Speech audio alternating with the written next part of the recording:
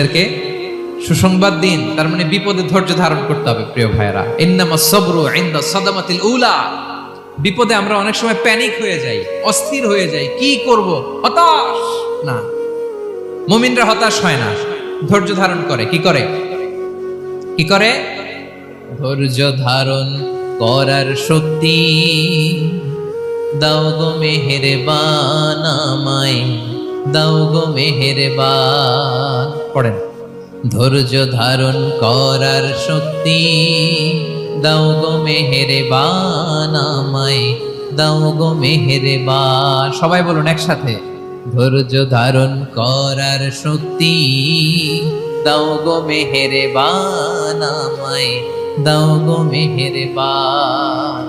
বুকের ভেতর ব্যথার নদী বইছে অবিরা, বইছে